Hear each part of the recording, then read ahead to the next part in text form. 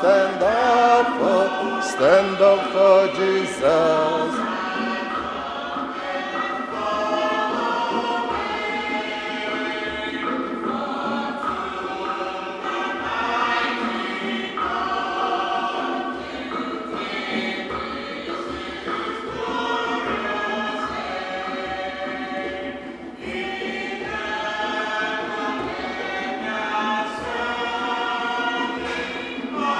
Against all unbound foes.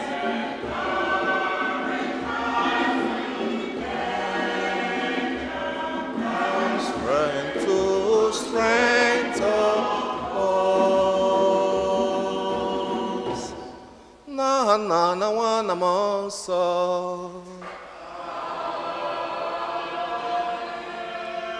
Amara nke Onyenwe anyị Jesu Kristi na ịhụnanya nke Chukwu Nna na mmekọrịta nke Mmụọ Nsọ dịrị unu niile.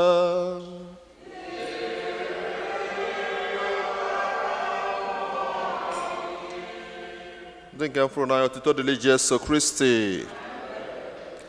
Ọ bụ obi aṅụrị na ekene ka anyị ji zukọ ọnụ na efife a n'obi Chineke, inye Chineke ekene maka na ọ bụ chi, ikene ya maka ọgọ na afọ mmadụ iche iche nke ọ na-eme na ndụ anyị, kachasị na o nyere anyị ndụ anyị were amalitekwa izu ụka ọhụrụ ọzọ. Ọ bụrụ ike aka anyị, obiọma na ebere Chukwu na-edu anyị. Anyị na-asị ka otito na ije amadịla afọ nsọ gbakasị dị elu n'aha Jizọs. Ka anyị na-ekene ya, ka anyị na-etekwa n'aka Chineke onwe anyị, ezinụlọ anyị, ụmụaka anyị, aka ọrụ anyị dị iche iche, ndị ụlọ anyị ekpere, ndị anyị kwere okwu ekpere, ndị ife na-esiri ike, nọ na mkpa dị iche iche, na-arịọ ka Chineke gbatara nche ọsọ emeka site na Kristi Onyenwe anyị. Na jamasị ya n'ụzọ pụrụ iche, a na-erunye ya maka travel mercy and God's blessing for all travelers this Christmas season, as requested by the Charismatic Prayer Group.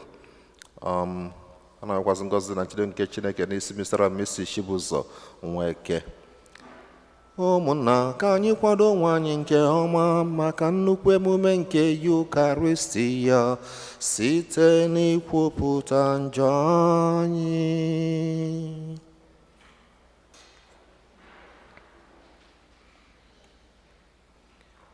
Ekwupụta m gwa Chineke ji ike niile.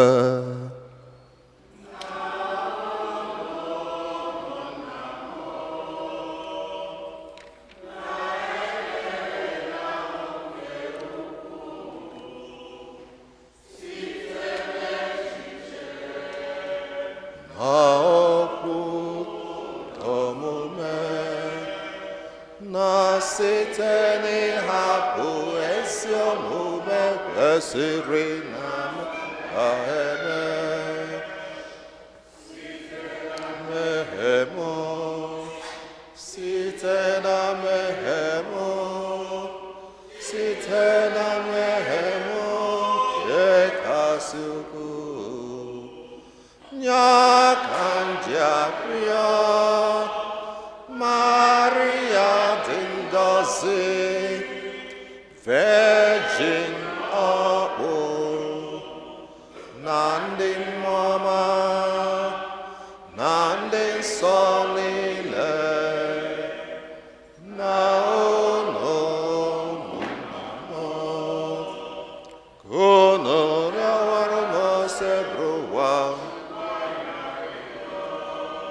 Chineke jike niile merụ anyị ebere, gbaghara anyị njọ anyị, gawe duru anyị na ndụ ebighị ebi.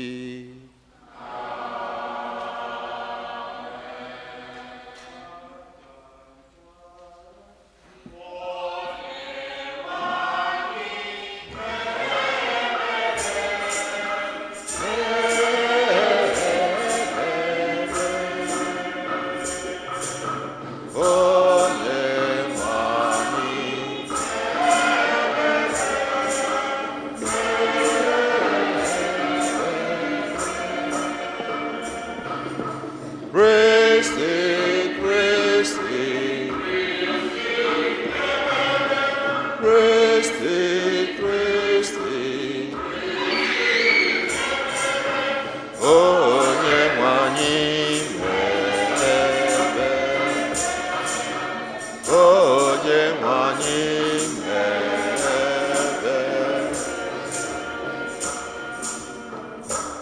Ka anyị rịọ arịrịọ kọsara Chineke mkpa gị nwe ụlọ ya na ọgaza gị.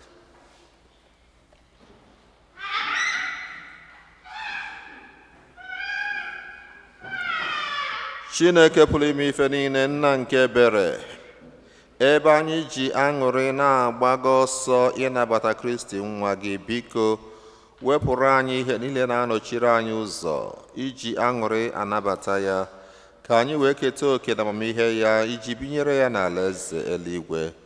Anyị na-arịọ gị ihe ndị a site na dị nwere anyị Jesu Kristi nwa gị, onye gị na ya na mmụọ nsọ dị ndụ na-achị Chukwu ebighị ebi ebighị ebi.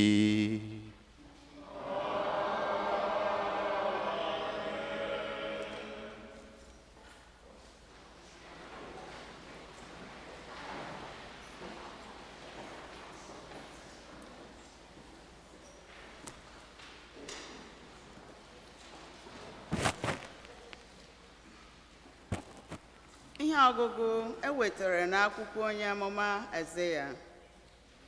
Ọmị ga-esi n'ogwe osisi Jesi epupụta, otu ngalaba ga-esi na mgbọrọgwụ ya epulite. Mmụọ nke onye nwe anyị ga-anọnye n'ime ya, mmụọ nke ndụmọdụ na ịdị ike, mmụọ nke amamihe na ịtụ egwu Chineke. Ịtụ egwu Chineke bụ mmụọ ndụ ya. Ọ bụghị ihe anya hụrụ ka ọ na-ekpe n'ikpe, ọ bụkwa ya asịrị ka eji ebi ikpe, kama ọ na-ekpeziri ndị a na-emegbu emegbu ikpe, bịakwa kwụba aka ọtọ n'ikenye ụmụ ogbenye bi n'ala ahụ oke ruru ha. Okwu ọnụ ya bụ mkpara igwe o ji akụgbu ndị obi ọjọọ. Ọ ga-ama ndị obi kpọrọ nkụ ikpe ọnwụ. Izu oke ka o ji mere akwa oje n'ukwu. Ezi omume bụ ajị o kere n'ume. Mgbe ahụ, agụ na nwatakịrị ga-ebikọta ọnụ. Agụ ukwu na nwa ewu ga-edinakọta n'otu ebe. Nwa ewu na nwa odum ga na-erikọ nri. Nwata ntakịrị abụrụ onye ndu ha. Nne ehi na nnukwu odum ga-abụ enyi, ụmụ ha wee na-edinakọta ọnụ. Agụ ga-ata ahịhịa dịka ehi. Nwa na anụ ara ga-egwurịkọta egwu n'ọnụ ala ebe agwọ bi. Nwata ntakịrị ga-amanye aka n'ọnụ ajọ ala. Ọ gaghị enwe nsogbu ma ọ bụ imerụ ahụ ọbụla n'elu ugwu nsọ m niile. N'ihi na amamihe onye nwe anyị jupụtara obodo ahụ n'ọnụ dịka mmiri si ejupụta oke osimiri. N'ụbọchị ahụ, mgbọrọgwụ Jesu ga-eguzoro ghọrọ mba dum ihe ịrịba ama. Ndị mba ọzọ ga-achọsi ya ike maka ebe obibi ya ga-adị ebube. Okwu nke Osebrowa. N'oge ya, ezi omume ga-etolite dịka ahịhịa ndụ. Udo ga-adịgide ebe niile ruo mgbe ebighị ebi. N'oge ya, ezi omume ga-etolite dịka ahịhịa ndụ. Udo ga-adịgide ebe ruo mgbe ebighị ebi. N'oge ya, ezi omume ga-etolite dịka ahịhịa ndụ. Udo ga-adịgide ebe niile ruo mgbe ebighị ebi. N'oge ya, ezi omume ga-etolite dịka ahịhịa ndụ. Udo ga-adịgide ebe niile ruo mgbe ebighị ebi. N'oge ya,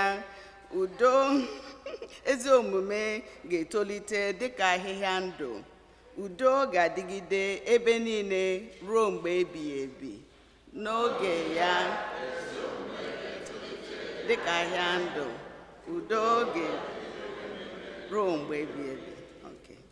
Biko Chineke, were ikpe nkwụmọtọ gị nye eze, nyekwa nwa eze omume gị.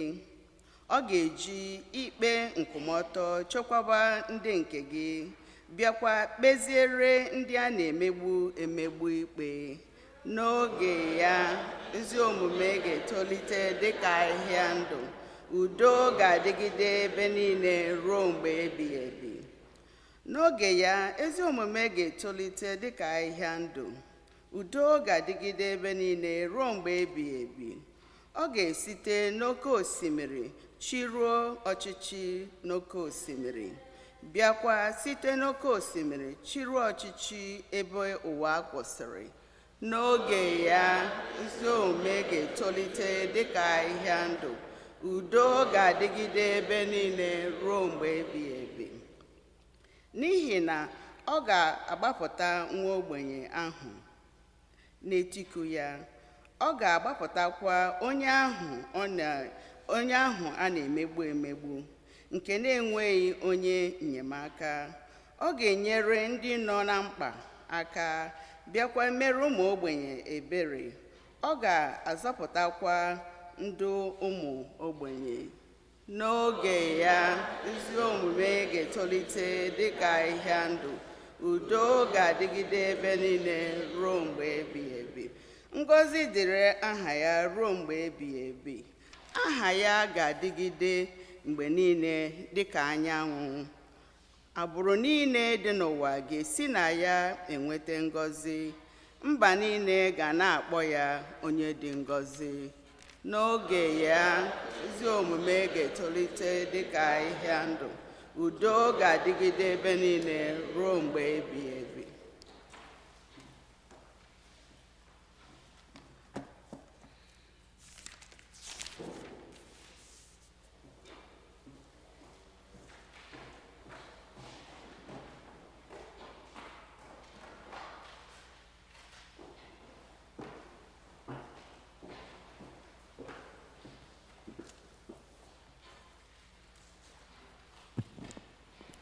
Ihe ọgụgụ ewetara n'akwụkwọ ozi Pọl dị asọ degara ndị Rom.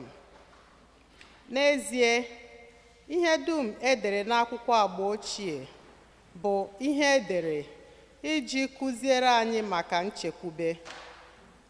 Akwụkwọ nsọ ji ihe amụmaatụ dị iche iche na-akọwa otu ndị jụrụ ikwere na emerela ha si enweta enyemaka Chineke.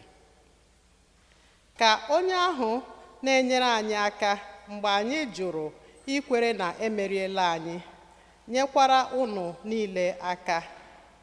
Ka unu were ndidi na-edigbu ihe ibe unu na-eme unu, bịakwa soro ụkpụrụ nke Kristi Jesu. Ka unu were otu obi na otu elu na-eto Chineke na Nna onye nwe anyị Jesu Kristi.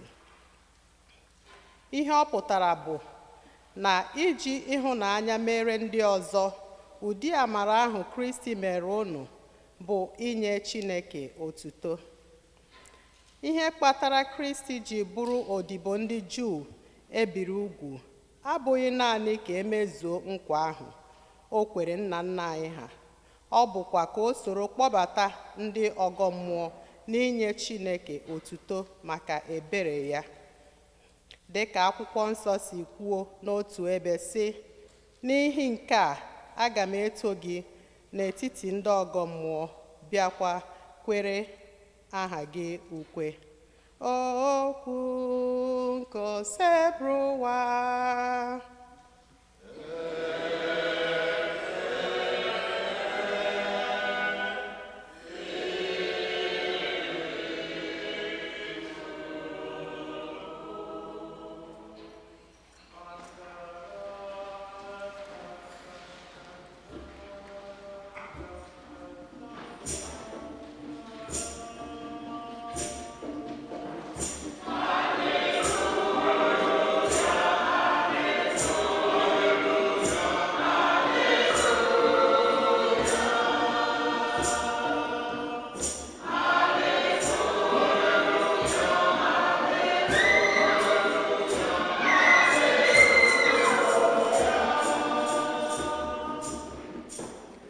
kwadoronụ onye nwe anyị ụzọ, meenụ ka okporo ụzọ ya guzozie. Mmadụ dum ga-ahụ nzọpụta nke Chineke.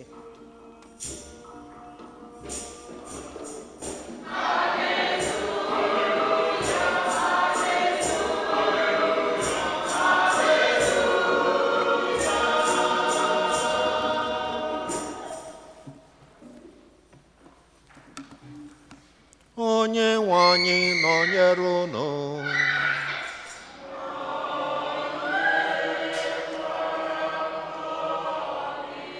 Ihe ọgụgụ nke ya si na Oziọma dị Asọ nke Matiu dere.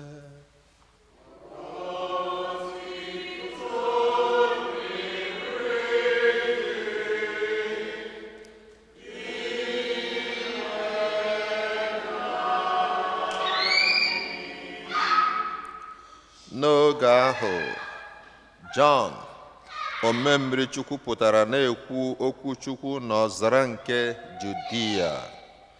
Lee ozi o ziri: chegharịanụ n'ihi na alaeze n'igwe abịala nso. Onye a bụ nwoke ahụ onye amụma Aịzaya kwuru maka ya sị, otu olu na-akpọ n'ịkpa, kwadoonụ ụzọ maka Onyenwe anyị, meenụ ka ụzọ ya kwụrụ ọtọ. Nwoke a bụ Jọn, ji ajị anyịnya kwa uwe, bịakwa were akpụkpọ anụ kee n'ukwu. Nri ya bụ ụkpala na mmanụ aṅụ dị n'ọhịa. Jerusalem niile na Judia dum na ọnụmara Jọdan niile bịakwutere ya. Mgbe ọ na-eme ha mmiri Chukwu n'osimiri Jọdan, ha na-ekwupụta njọ ha. Ma mgbe ụfọdụ ndị ome ka eto ha Farisii na ndị Sadusii bịara maka mmiri Chukwu, ọ sịrị ha, unu ajụ ala, onye dọrọ unu aka na ntị ka unu gbarahụ ụgwọ njọ nke na-abịanụ? A sị na unu echegharịala, mịtanụ mkpụrụ gosiri nchegharị. O zubeghị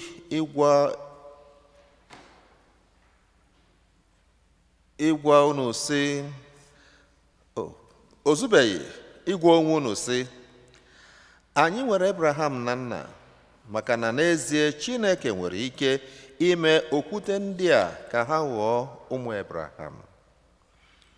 Ọ bụrụgodu ugbu a, onye ike tọgbọrọ n'ukwu osisi, ka ọ wee bụrụ na osisi ọbụla na-amịtaghị ezi mkpụrụ, a ga-egbutu ya tụnye n'ọkụ. Eji m mmiri eme unu mmiri Chukwu maka nchegharị, ma onye ahụ na-esote m karịrị m ike. Etorughị m ịchịta akpụ ụkwụ ya. Ọ ga-eji mmụọ nsọ na ọkụ mee unu mmiri Chukwu. Nkata o ji ayọ ọka dị ya n'aka. Ọ ga-ayọchasị ọka ya nke ọma. Ọ ga-ekpokọta mkpụrụ ọka ya n'ọba ya, ma afụfụ ọka ka ọ ga-akpọ ọkụ ebighị ebi. Ozi ọma nke ose bụrụ ụwa.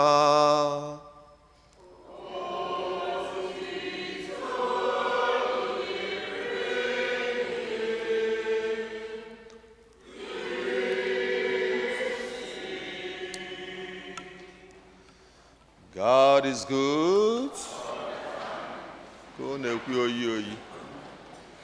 God is good. And all the time. Onye anọghị n'akụ jụọ ya sị, ị na-enwekwa aṅụrị taa?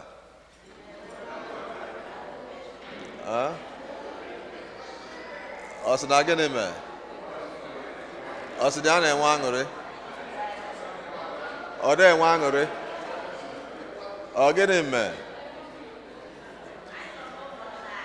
Anyị nọ n'ụka anyị, so anyị na-enwe aṅụrị. Ngwa, if you are happy and you know, clap your hands. Ọ dị ka oyi aka dị. Bat akụsị aka ike oyi ya na, mana akụọ ya nwayọ oyi aka jidekwa. If you're happy and you know, I really want to show that you're happy and you know, clap your hands.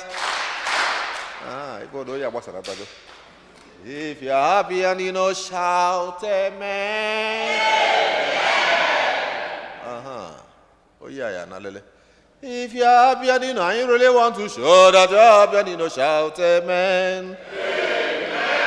If you're happy and you know, hug your neighbor. If you're happy and you know, hug your neighbor. If you're happy and you know, you really want to show that you're happy and you know, mark your neighbor. If you're happy and you know, laugh for Jesus. Laugh. If you're happy and you know, laugh for Jesus. If you're happy and you know, you really want to show that you're happy and you know, laugh for Jesus. If you're happy and you know, do therefore.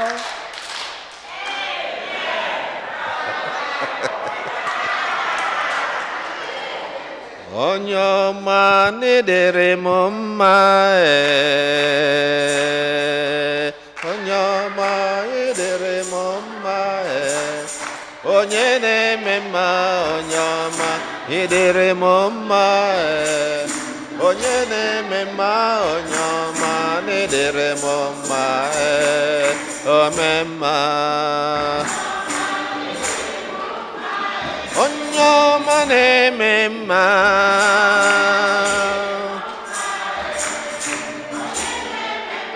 onyoma idere mumma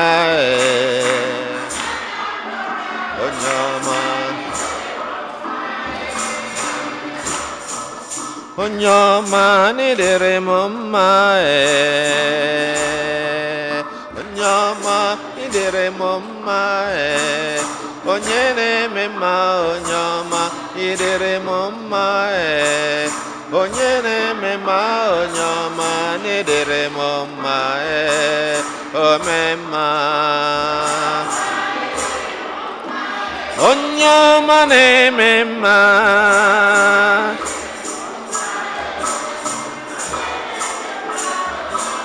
idere mumma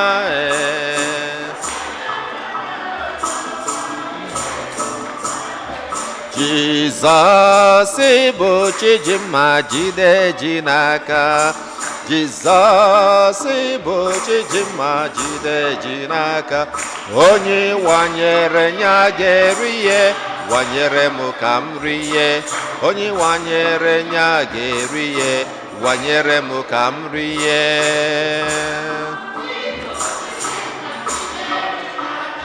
Jesus onye wanyere nya ga-eri ihe onye wanyere nya ga-eri ihe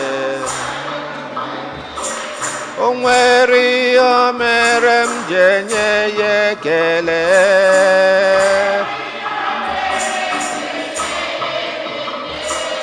o nwere ọrụ m ji enye ya ekele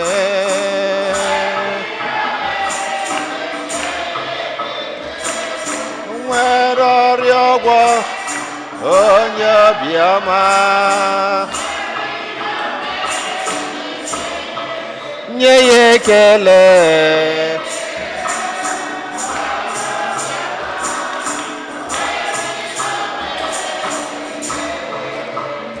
there is something that makes me come into your presence.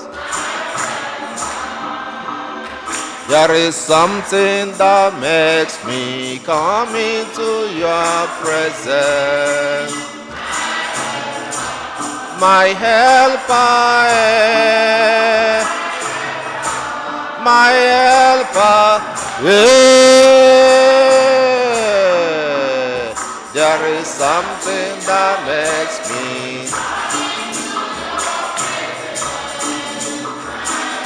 Kubara ya aka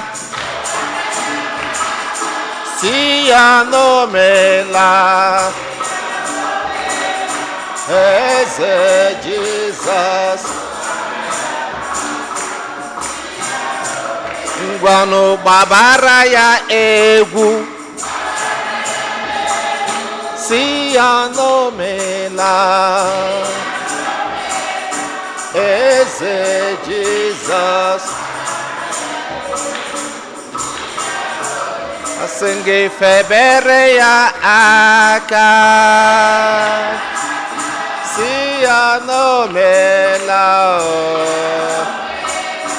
Eze Jesus febere ya aka si ya n'omela. Amen. Good. Today in the readings, by the way, anyị mara na Advent bụ first Sunday zọkwa, and this Sunday nwere theme. Kedu if you can do the on. Kedu theme nke taa? First Sunday bụ Sunday of Hope. Nke ịbụa gịnị? Peace. Nke ịtọ joy. Nke ịnọ love. Ụzọ theme na bụ ife ụka na-esi n'ife ọgụgụ na-alụtụla anya ka n'ụzọ dị n'iche n'iche. So that of today, in anya na the readings, indeed the whole text of today, ị ga-afụ the tone of peace running through all of them. Abụ ọma anyị bụrụ ọ dị ka onye gụfọ ka bụ onye nkụzi, ọ ka bụ arụfụ na anyị mụtara ya ọfụma, and that's all the excellent. Kedu ife abụ ọma taa kwuru? Ọ dị ka ya gbachapụ gị ya n'egwu.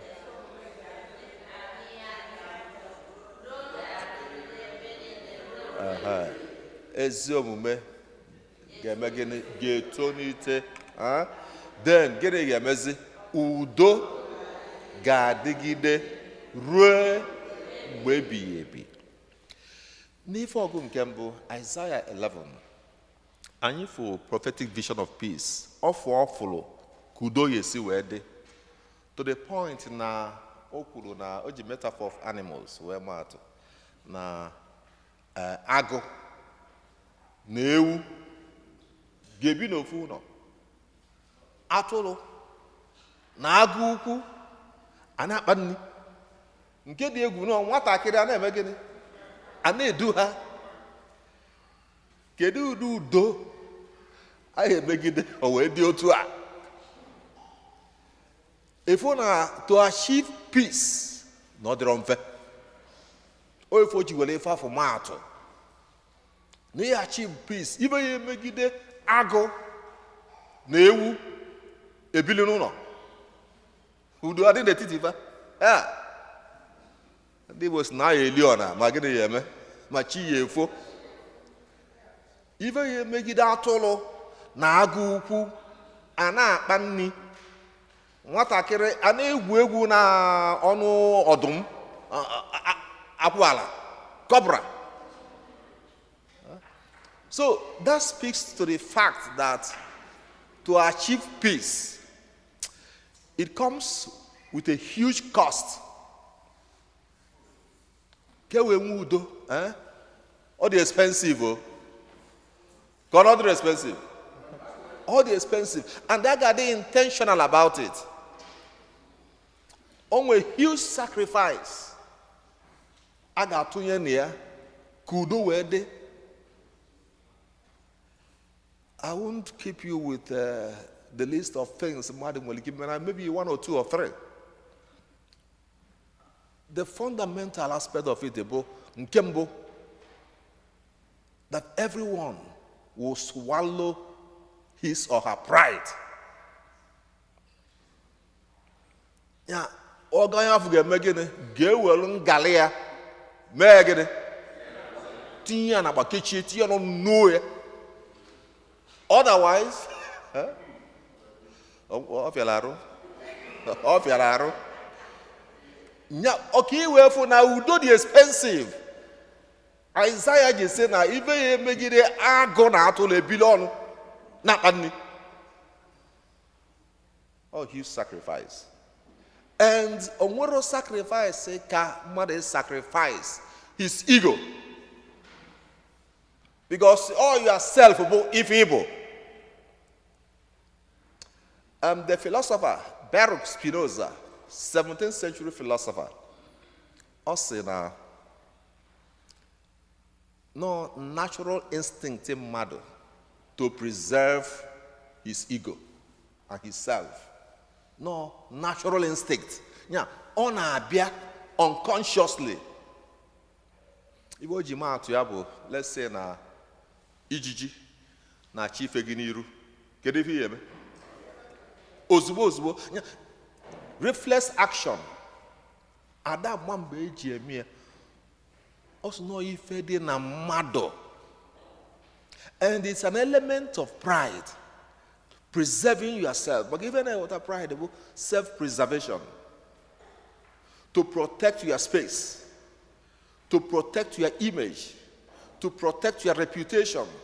Because you feel not threatened. And that is why, Jesus, if he is your name, if you want to be a flower of mine, say no to yourself, renounce yourself. So for peace to reign, number one, we have to keep on the floor our ego, our pride. Otherwise, whatever na-akpa nke ịbụọ yikwalụ nke afọ bụ apology. Asị m na gịnị ọ na-ekwe ife omume.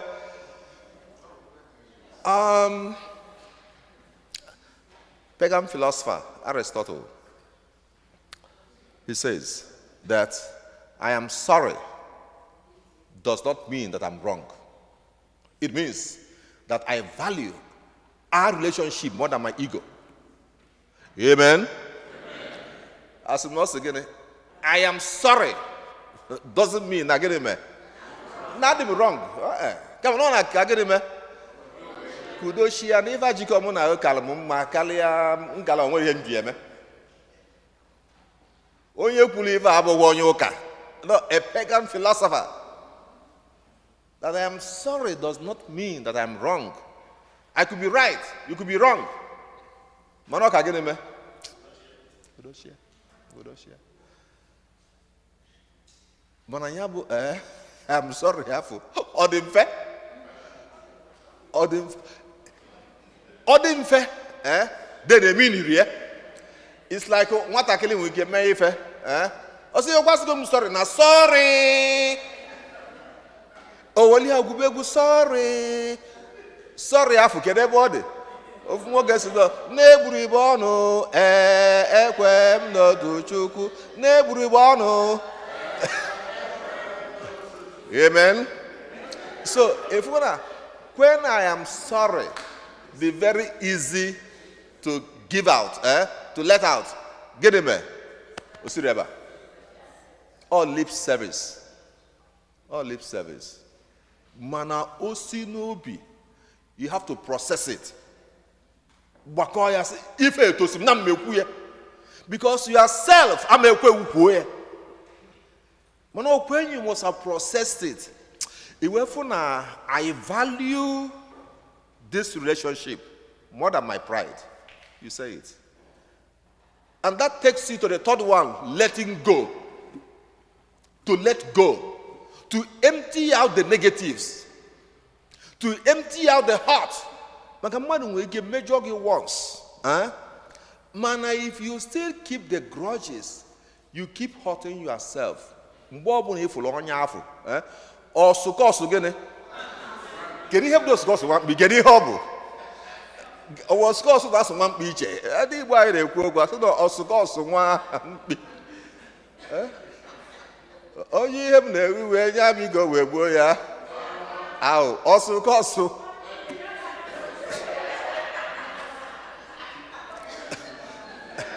So,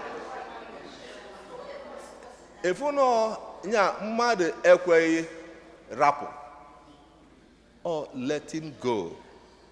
When you let go, you begin to heal.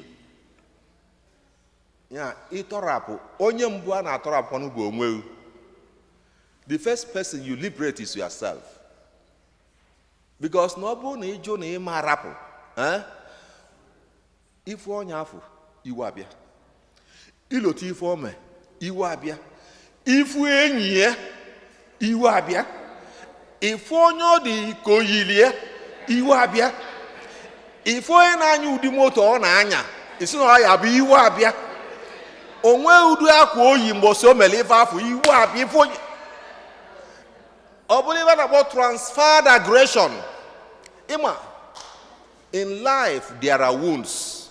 Ndị mmadụ nwere wounds in life, and as they are relating with people, they meet out those wounds.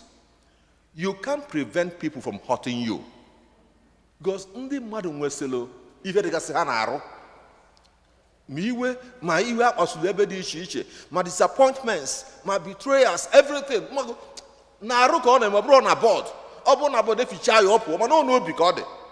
And onye afọ bi aga ebe ọ bụ na ọ na-aga, you can't separate the person from the pain obu. You can't separate the person from the wounds obu. So as he's relating with people, he's meeting out, oozing out those wounds. So you can't even prevent it from happening. Mana ozi onye afọ lesi gị ihe buli ya ka ya awụsị ebe afọ ibuli ọ na-eme gịnị ọ na-anyị. And ihe egbochi onye afọ ilesi ya, because onwe nke lesi gị unconsciously, onwe nke uche ya ma adị ya, mana ngị nwee lesili ya. You know, I've talked to you, I'll say we've mentioned it a bit about our responses to ife na-abịakwute anyị. Ọ bụrụ ife bịalụ no problem. No, my response to it bụ ebe problem with it. Because people experience the same things. O nwere ife ọ ga-abụ mee taa ka asị na o menụrụ. Wewa mmadụ mee asị na emenụrụ ya mmadụ mbụ.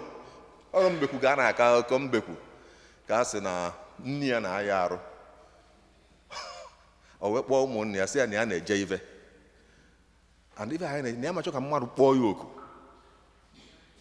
No, ọ bụ na ife na-emenụrụ mee si kpọọ ya. Mana ọ bụ na ife na-emebu nu mekwalụ si mekwu ya otu ahụ esi eme ya na ya aga njem. Mbeku ni ebula akpịa jebe n'ife maka ọ na-ega ya afụ na nne ya na ọya ịma na ọmụ ọya na-abịa ọbịa ka ọ na-nwe ndị na-abịa iwele ewelu. So ọ dị ya ka nke a bụ iwele ewelu, ọ wee sị na ya eme njem. Ọnọdụzi ebe afọ ọ nọ nne mbe wee nwụchụ ma ọ bụ ndị be anyị wee na-asị kedu ife anyị akọlụ mbe na ife okwukwanụ bụ ife na-emenụrụ mee si me gịnị si kpọọ ya. Mana ọ bụ nke na-emebu mmerụ si mekwu ya gịnị mekwu ya ka esi eme ya. Ewe na-agbakọ ihe a ịma na onye aghụghọ nwụọ gị na-eme, ndị ga-ewe sị mba na ebe anyị agwa mbe bụ na akwụ chalụ n'ọdụ igu na ji si n'ite pụlụ ome na ngwele gbara ajị mgbe na ebe asị na alụ eme na be nne ya na ya aga ya were anya na-afụ ka akwụ chalụ n'ọdụ igu na ji pụlụ ome na ite na ife menụrụ eme ọ na-asị awere nwayọ ọ na-aga. Ọ ga-edezelu obe nne ya ọfụ ka ndị mmadụ gbara ozu nne okirikiri ọsị ọ ife aka ikwu. So what I'm trying to say bụ na o nwere ife ya eme mmadụ ka asị na gịnị melụ na o menụrụ mbụ. No, your response towards it. And so we're talking about na this Sunday bụ Sunday of peace. Ife anyị ga-atụnyesi iji efu n'udo dị. Ife ogo nke Igbo, Paul writing to the church at Rome, chapter 15, verse 5, it says, ka Chineke nye anyị amara ka anyị welu ndidi wee na-edigbu ife ibe anyị na-eme anyị. Ịnụ mgbe agụrụ ya agụrụ ya ọfụma. Ọ sị ka Chineke nye amara ka anyị welu ndidi wee na-eme gịnị wee na-edigbu, maka na ọ dịrọ mfe. That was why Isaiah ji kwuo n'ife ọgụ nke mbụ kwuo maka the Spirit of God to assist us. O wee gụba the gifts of the Spirit, amamife, wisdom, understanding, strength, fear of God, counsel, knowledge. kedu ife ndị a ga-emela anyị ịfụ the value dị na peace, ulu dị na udo dị, inye anyị grace to endure. Maka na ọ bụrụ na amara nke endurance adịrọ, ka ebe a na-ekwu ọgba bụrụ n'anya okwu alịba n'elu, ọ sị ka Chineke nye anyị amara iji welu ndidi wee mee gịnị? Onye nọ na-akụ jide ya aka, onye nọ na-akụ jide kene ya aka, ka ndị chọrọ na ihe a na-aba iji aka si ya ka Chineke nye gị amara ka ị were ndidi wee digbuo kwụsie digbuo a ị ga-esi wee digbuo ife ibe ya emeghe si maka na ha ya emekwa o ngwa rapịa ka ọ na ụlọ onwe ya ewo amen. Maka na ịma na onye chebe onye na-eme ka ya, gịnị ya eme? Onye chọba onye na-eme ka ya, ndị Igbo si naanị ebiri, maka onwere onye na-eme ka gị, so na-eme ka isi otu isi eme, onwere onye na-eme ka gị. That is why iji wee menwe ihe a anyị need ịma, you can't give peace if you don't have peace. Ọkwa ịmalụ Latin says that nemo that God don't harvest. No one gives what he doesn't have. You need to have it before you need. And you can get it only from God. Or if also will say, first of all, be reconciled with God. With a good peace that comes from God. The very first word, John Ukulu, if he is in born agwa, the mother says, repent. If all bubo, you turn. Change of mind. And for you to change your mind, you have to change your perception. Otu isi afụ ife determines otu isi eso ihe ahụ.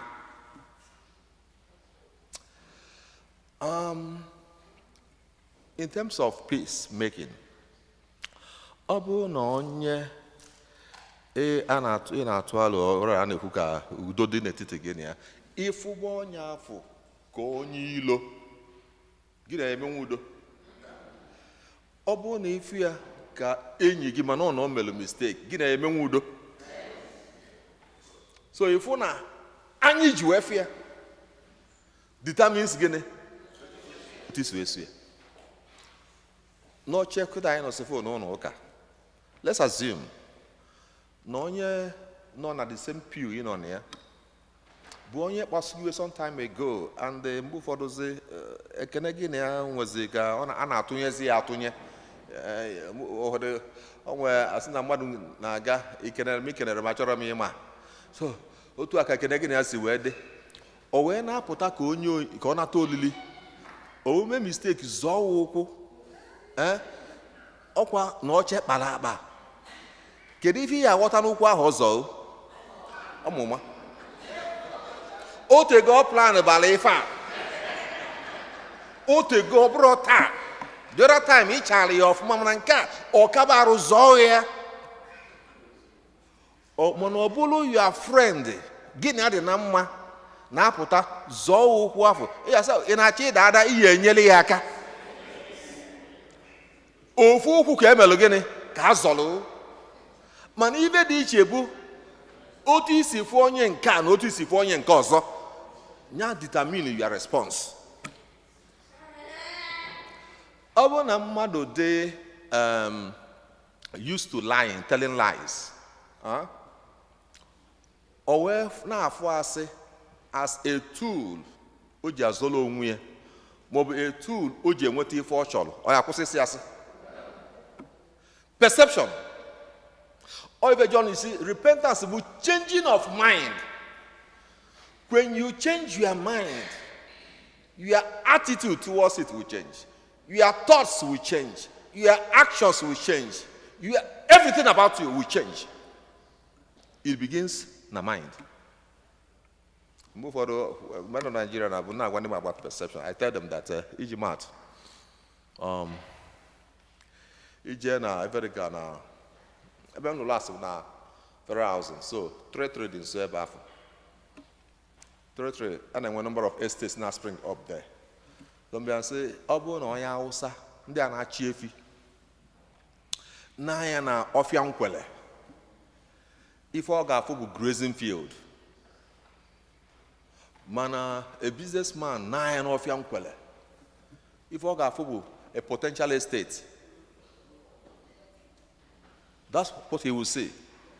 And of a potential estate ọ chọwa ndị ikenye nwa na afọ gonye fa kwụnye fe isi ụtaba gbuolu fe efife nwa aṅụle enyi ya na ọplọtọ ya lewelego tinye na ba mana aboki Fulani kere ife ọ ya afụ ebe fi ya ata ifia and if itasịa ifia ọ chọbọka field ọzọ ya ata ifia. So ifu na it is about what? Perception. And peace to reign, your perception of onye ọbịa matters. Anyị ji fụ ya ga-determine ife ireche maka ya.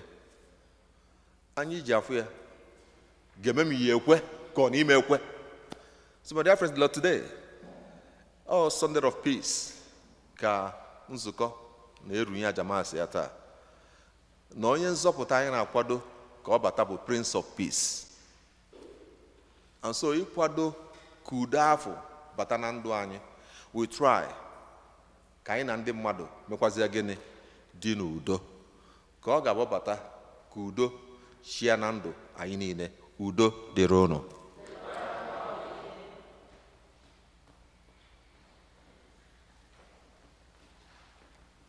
Ka anyị kwupụta okwu anyị na Chukwu.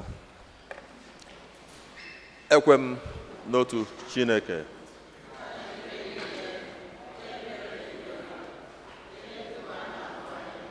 na ndị anaghị ahụ anya ya na otu onye nwe anyị Jesu Kristi so otu nwa Chineke mụrụ nna mụrụ tupu ụwa tụọ ụwa niile. Chukwu si na Chukwu, ezi Chukwu si na ezi Chukwu. A mụrụ ya ma emeghị eme, ya na nna bụ otu ihe ha ji bụrụ Chukwu. Onye si na ya mee ihe dum, onye maka ihe anyị bụ mmadụ na maka ihe nzọpụta anyị siri n'eluigwe gbadata. O were ahụ na Virgin Maria site na mmụọ nsọ ọ bụrụ mmadụ, akpọgbuo ya n'obe n'ihi anyị n'oge ọchịchị Pontius Pilate, ọ taa afọ, nwụọ, elie ya. Ma o bilitere n'ụbọchị nke atọ ka akwụkwọ nsọ si kwu, ọ rọgoro n'eluigwe nọrọ n'aka nri nna, ma ọ ga-abịaghachi ọzọ n'ebube ya ikpe ndị dị ndụ na ndị nwụrụ anwụ ikpe. Onye ọchịchị ya na-enweghị njedebe. Ekwe m na mmụọ nsọ, onye nwe anyị na-enye ndụ, onye si na nna na nwa pụta, onye a na-eseburu na-etokọrọ onye na nna na nwa, onye si na ndị amụma kwuo okwu. Ekwe m n'otu nzukọ nsọ Katọlik na Apọstọlik. Ekwupụta m otu baptizim maka mgbaghara nke njọ. Ana m atụ anya mbilite n'ọnwụ ndị nwụrụ anwụ na ndụ ụwa ga-abịanụ. Ekpere nke ndị kwerenụ, ndị ga-edu anyị n'ekpere ga-ewelite ndị nke mfụ n'anya ka anyị kọsara nụ Chineke ọchịchọ nke obi anyị, ka anyị nwee ọla ya na ife anyị ọrụ Chukwu n'obi ọma ya na ọ ga-emere anyị.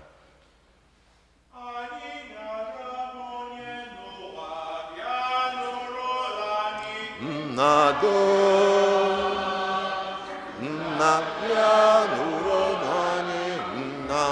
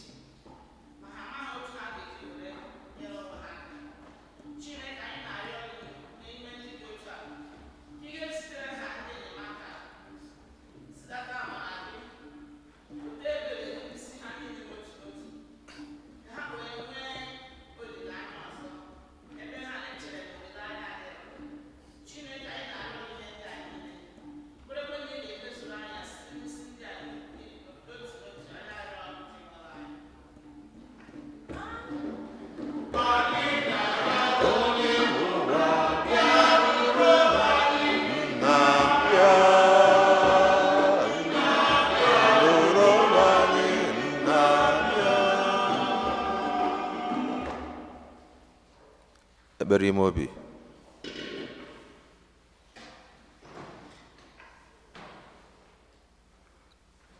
Ka anyị ozizi nne Maria ka o bụla ayọ anyị niile ndị a ma ndị anyị na-erotara odozie bugara Chukwu site n'ikpe ekene Maria.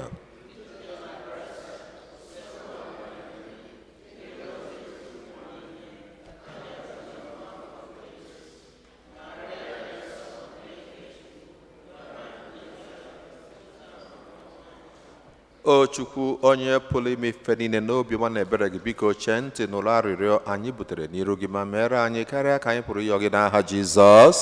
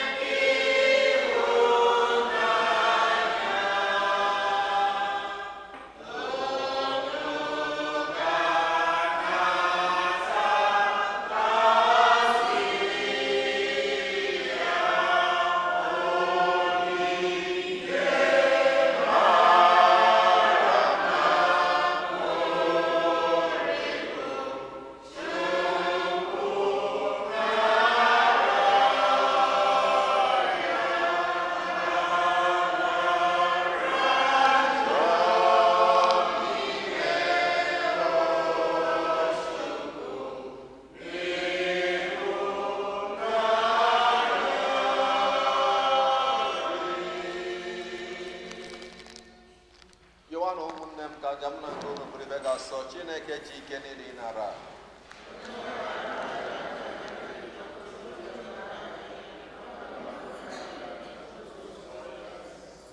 Onye nwe anyị anyị na-arịọ gị nara aja na ekpere nke anyị ji umeala egwunyere gị.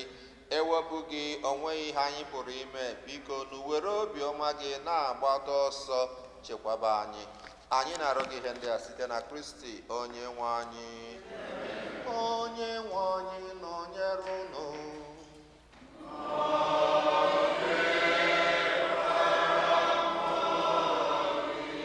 Welite n'obi elu.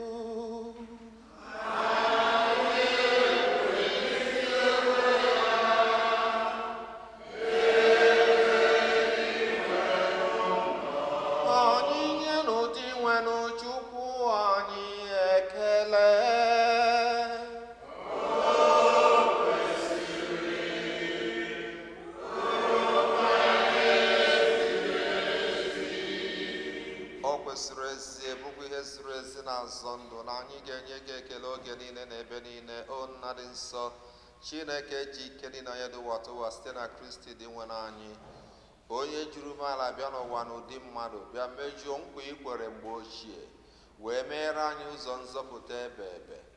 N'oge dị ugbu a, anyị nọ na-eche nche na-atụ anya mgbe ya bụ Kristi ga-abịa ọzọ n'ebube ya, bịa wetara anyị mgbapụta anụ ikwere anyị na nkwa. N'ihi nke ya, anyị na-eso igwe ndị mmụọ ọma niile nke eluigwe na-eto ebube gị oge niile n'ukwe na-asị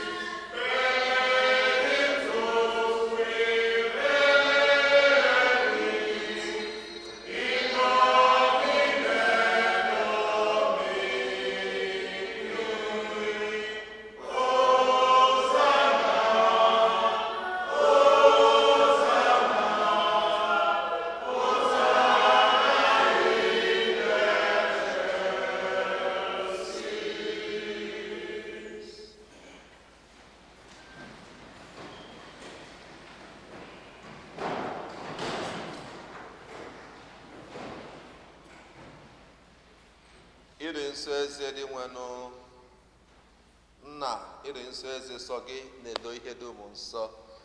Anyị na-arịọ ka ido onyinye ndị a nsọ site n'ịkwata ha mmụọ gị, ka ha wee ghọrọ anyị ahụ na ọbara nke onye nwe anyị Jesu Kristi,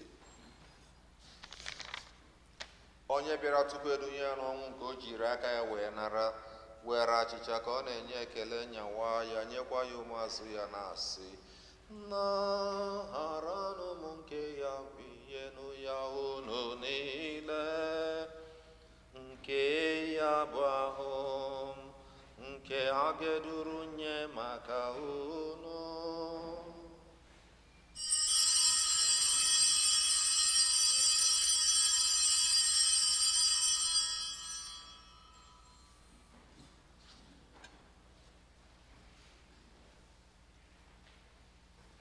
Otu ọkwa ka o si mee mgbe ha rụchara nri anyasị, o buru iko nsọ ka ọ na-enyekwa ekele, bunye ya ụmụazụ ya, na-asị, naranụ m nke ya ọnụ ya unu niile, nke a biko nsọ bara nke ọgbụgba ndụ ọhụrụ dị ebighị ebi, a ga-agba ya n'ihi unu na n'ihi mmadụ niile, ka e were gbaghara njọ na-emenụ nke ya. na ncheta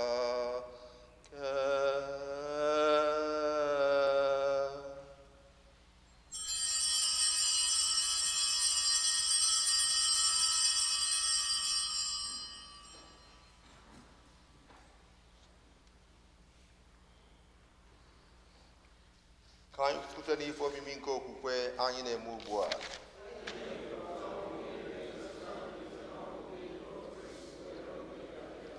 Nna, na ncheta nke ọnwụ na mbilite n'ọnwụ nke nwa gị, anyị ebunye gị achịcha nke ndụ na iko nsọ nke nzọpụta, na-enye gị ekele n'ihi n'ikwere ka anyị dị mma ịkwụrụ n'iru gị na-efe gị. Anyị ji umeanị arịọ ka anyị na-ata ahụ n'ọbara nke Kristi bụrụ otu site na njikọ nke mmụọ nsọ. Nna, cheta nzukọ gị gazuru n'ụwa niile, mee ka ịhụnanya gị jupụta ya. Gọzie popu anyị bụ Leo na bishọp anyị bụ Robert na ndị ofufe ọlta gị niile. Chetakwa ụmụnna ndị ji okwukwe were gaa n'ezumike nke ọnwụ. Kpọbata ha na ndị ọzọ niile nwụrụ anwụ n'ihe nke ihu gị.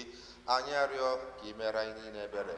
Ka anyị soro Virgin Maria dị ngọzi nne nke Chukwu nakwa ndị apọstụl na Fortunata na ndị nsọ gị niile ndị mere uche gị n'ụwa were keta ndụ ebe ebe. Ka anyị sorokwa ha na-eto gị na-edo gị ebube site na Jesu Kristi nwa gị. Ihe niile kere eke na-eso ya bụ Kristi, na-esikwa n'ime ya na n'aka ya, na ịdịkọ n'otu nke mmụọ nsọ, na-enye gị bụ Chukwu nna ji ike niile, nsọpụrụ na otito niile, site n'ụwa tụwa niile.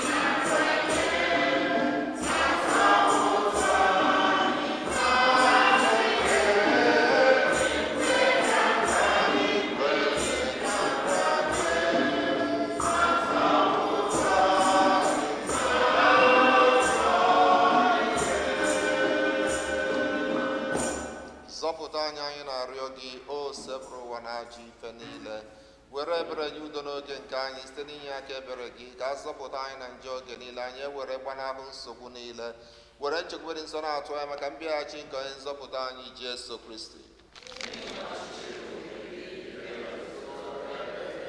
Onye nwe anyị Jesu Kristi gwara ndị apọstụl gị, udo ka m na-ahapụrụ unu, udo nke mụ ka m na-enye unu, elekwara anya na njọ anyị kama lekwasị ya n'okwukwe nke nzukọ gị.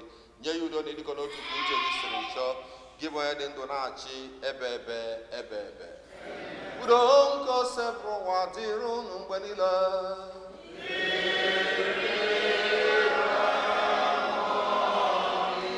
Nyerịta n'onwe unu ekele nke udo.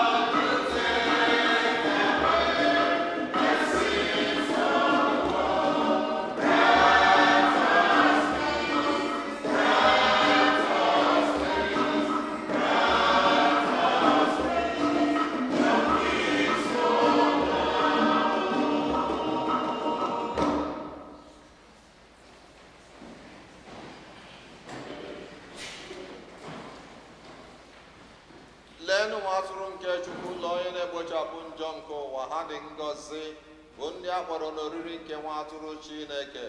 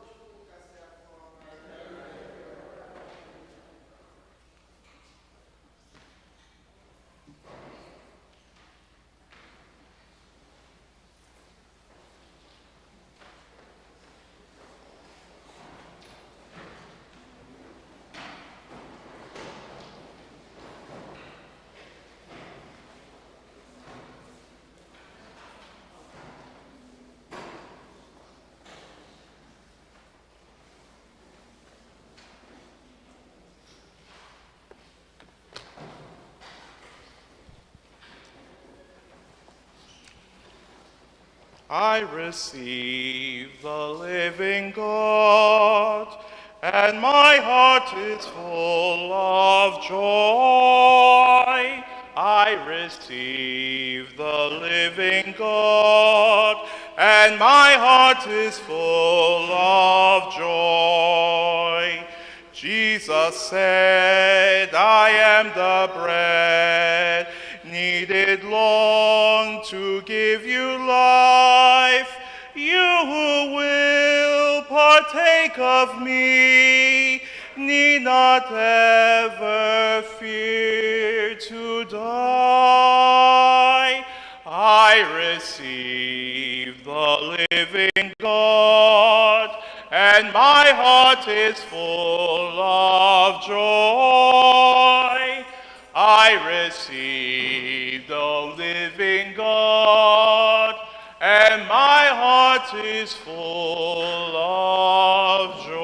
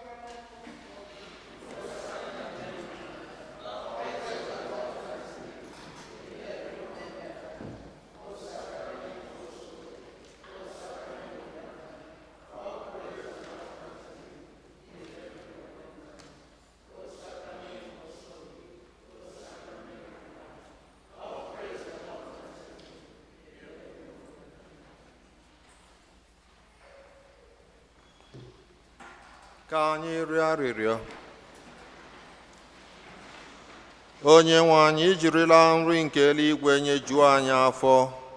Biko nụ anyị ji umeala arịọ gị ka anyị site n'iketa oke n'ihe omimi nke a mụta iji amamihe na-eso ihe nke ụwa a bịakwa jidesie aka ike n'ihe nke eluigwe.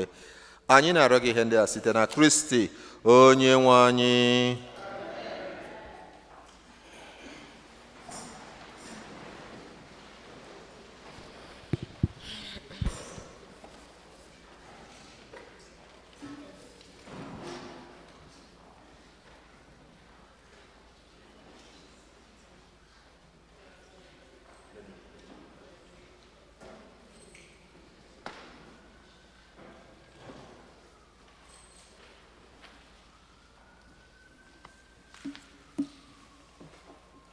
Otodri Jesu.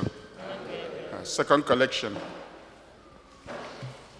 Gbadata nara ekele, omemma gbadata nara ekele, izuru keme.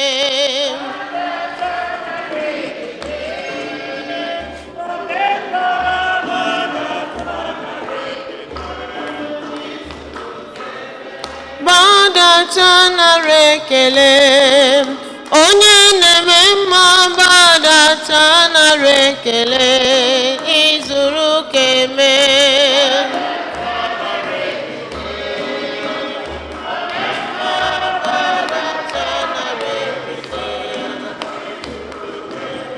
Gbadata ribe otito, onye na-eme mma gbadata ribe ekele, izuru keme. Omemma gbadata nara ekele, izuru keme. Gbadata nara ekele anyị, abụ m ihe mbụ gbadata nara ekele, izuru keme.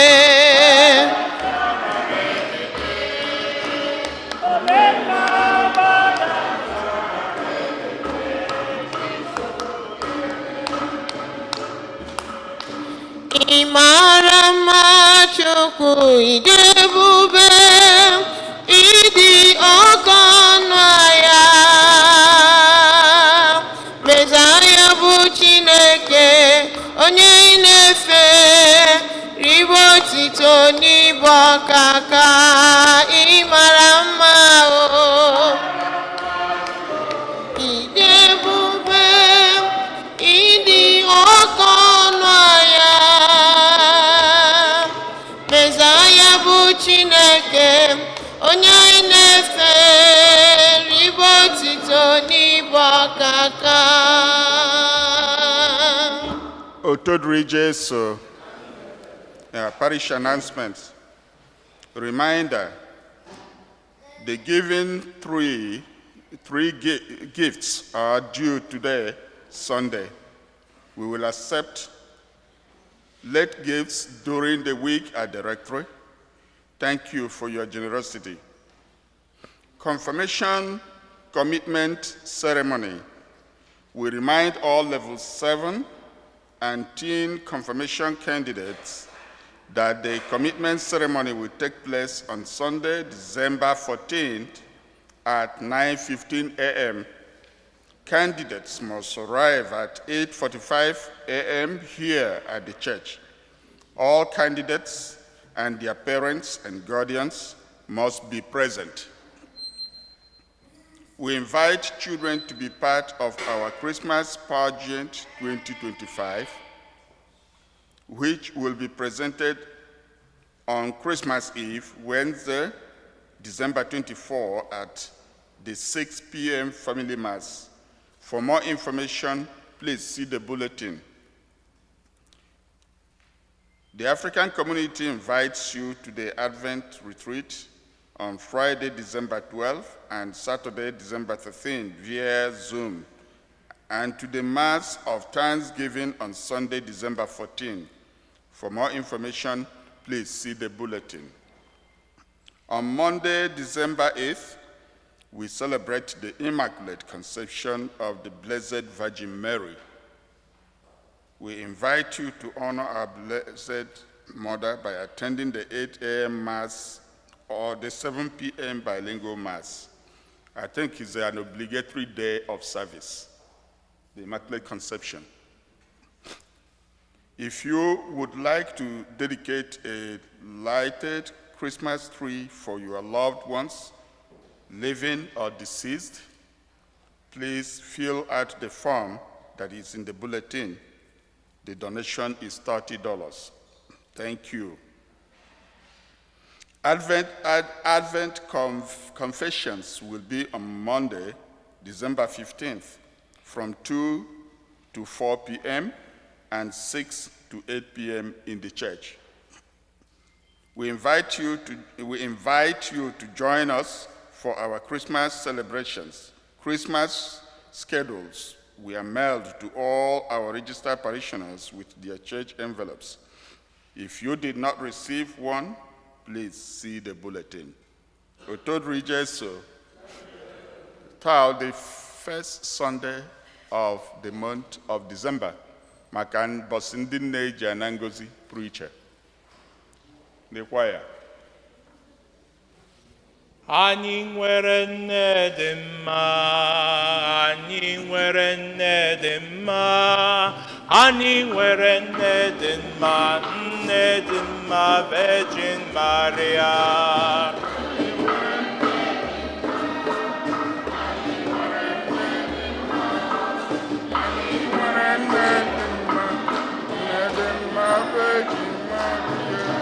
Anyị nwere nne dị mma, anyị nwere nne dị mma, anyị nwere nne dị mma, nne dị mma, Virgin Maria.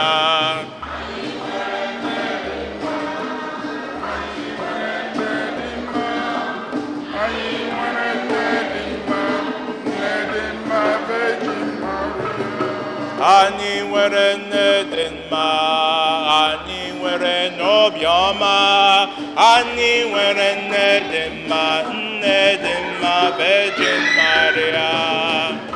Nwere nne dị mma, anyị nwere nne dị mma, anyị nwere nne dị mma, nne dị mma, Virgin Maria.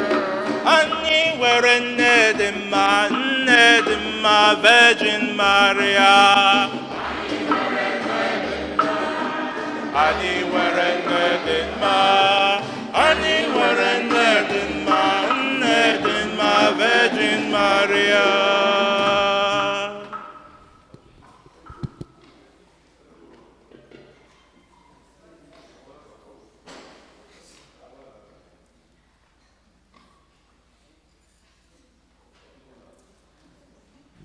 Maka anyị dị n'afọ onye nwe anyị, osebo biko n'ụlọ ayọ anyị.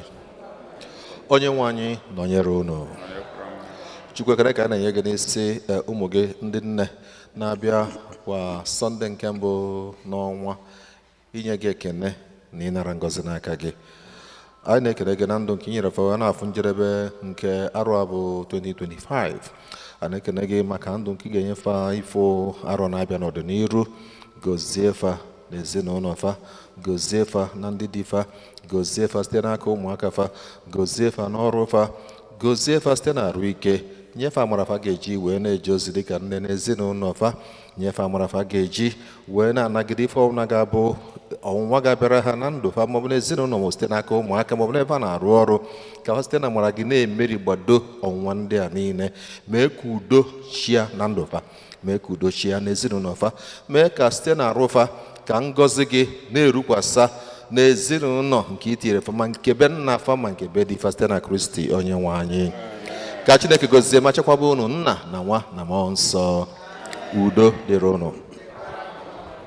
Ọ bụ onye na-aza mama,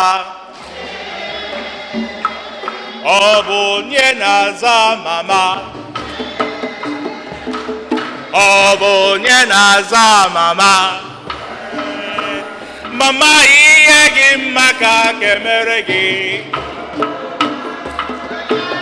Onye ọma dịrị mma, onye ọma.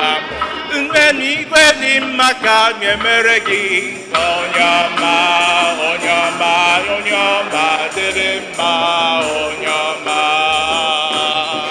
Otodri Jesu taa mbọsị Christmas party anyị, our community. So agbasa mass anyị niile ga to the basement ebe prepare maka oriri nke Christmas before ndị na-aga Nigeria agawa.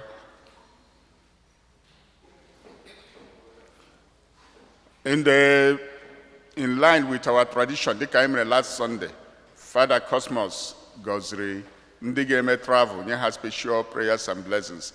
Enwekwe ndị ọzọ, ndị na-anọghị here na Sunday ga-eme travel, anyị ga-asị ha pụta ebe a bịa na ngozi na ekpere free iche from Father. Anybody traveling?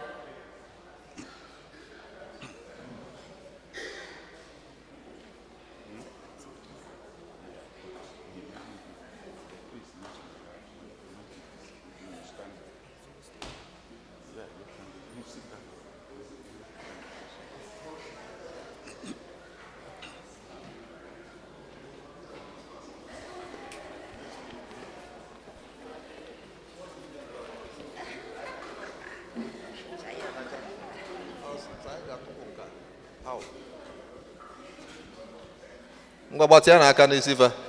Onye natakwala before, chọghị the prayers again, you can still come out. Emeka anyị dị n'afọ onye nwe anyị. Osebo biko n'ụlọ arịrịọ anyị. Onye nwe anyị nọnyere unu.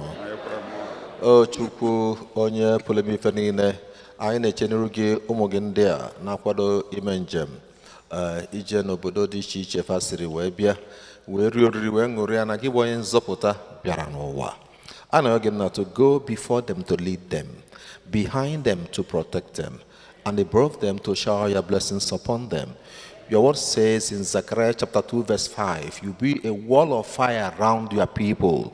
Onye nwe anyị were ọkụ nke mmụọ nsọ wee gbaa afọ okirikiri ka ajọ ife ọbụla ya izute fa, ka echiche ọjọọ echere fa bụrụ ha echiche ngọzi, ka aka ọjọọ ga-atụfa bụrụ fa aka ngọzi. Ana m agọzi n'afa gị ife ọbụla fa ga-eri, ife fa ga-aṅụ, umefa nke fa ga-eku, ka fa ncha bụrụ ife ga-ewetara ha ndụ na arụ ike in the name of Jesus. Anyị agọzie ndị ga-ezute ha na ndị ha ga-ezute. Ekwena ka ihe ọjọọ ọbụla ị na-amara mee na ndụ fa. Ikwere anyị nkwa that no weapon fashioned against thy people shall prosper. May any weapon of the enemy targeted against them, their family, children, and businesses, may they never prosper in the mighty name of Jesus. Kafa ji ọṅụ na-echi ya ebe ha siri bịa, anyị na-arịọ kafa welụkwa arụ ike na ọṅụ chetakwa back to United States in the name of Jesus. But Almighty God bless you, protect you, lead you safe, and bring you back happy, safe and sound. Father, Son, and Holy Spirit. Go in peace in Jesus' name. Gọzie gọzie mụ Chineke gọzie gọzie mụ were dịrị nna gị gọzie gọzie mụ Chineke gọzie gọzie mụ were mere nga gọzie gọzie anyị Chineke gọzie gọzie mụ ibere nna gị. Otodri Jesu, the parish dịka ha si eme every year, Father Jose and the whole parish, ha na-enye some Christmas gifts to ndị niile na-serve in different capacities na church. So ugbu a Father ga-akpọ ndị ha ga-enye ga-ebido with ndị mass servers, altar servers.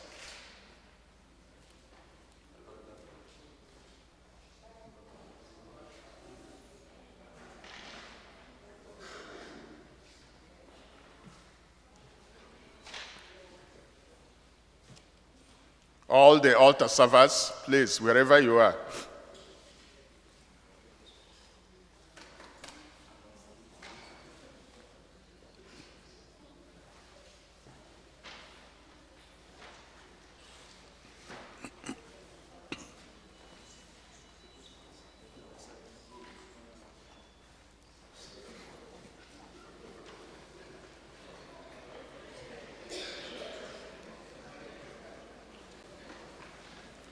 And we're going to see pictures here, more video.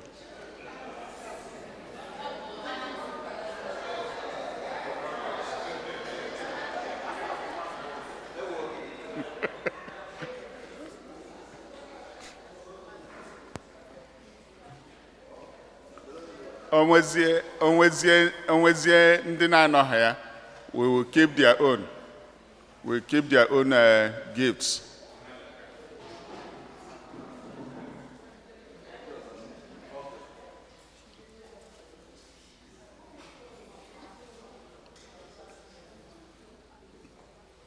Otori Jesu.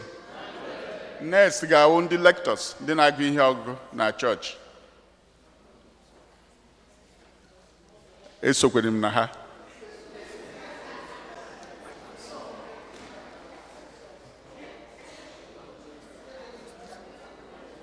I think we should help him.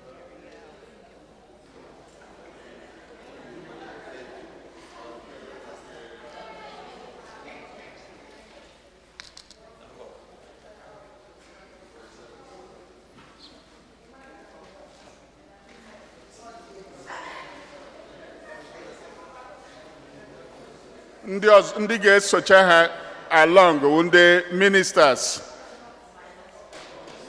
The ministers, that's the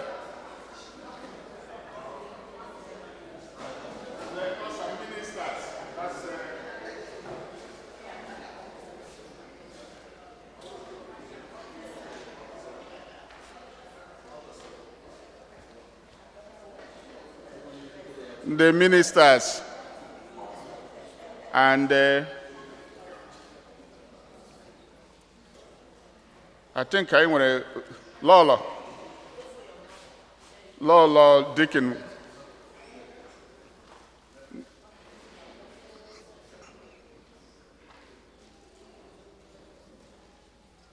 And the ushers.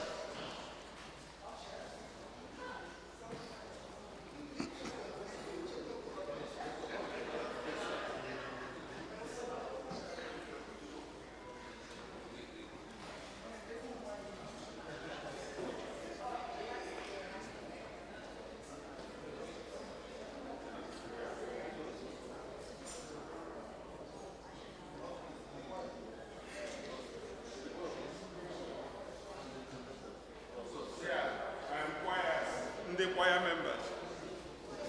Yes.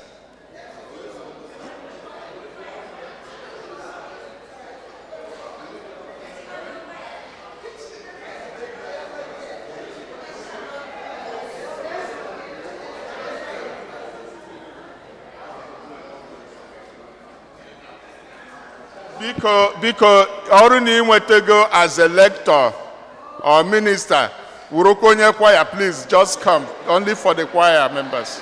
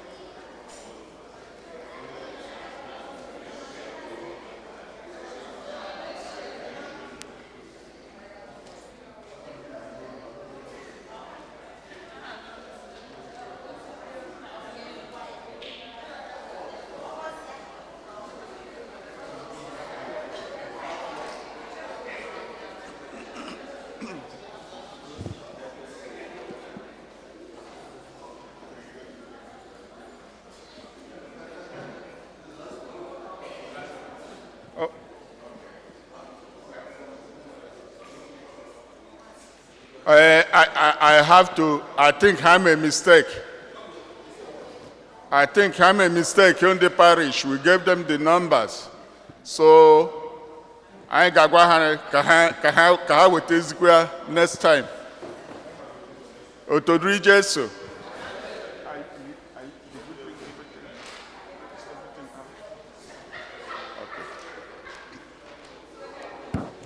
Otodri Jesu.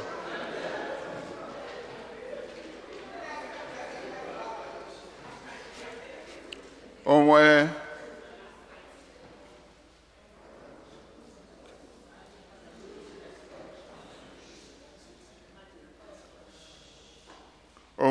ndị any birthdays today while grand night in Abia? Any birthdays? Dr. Uche. Be upon you. We bless you in the name of the Lord. May the blessings of the Lord be upon you. We bless you in the name of the Lord. Happy birthday to you. Happy birthday to you. Happy birthday. Happy birthday to you.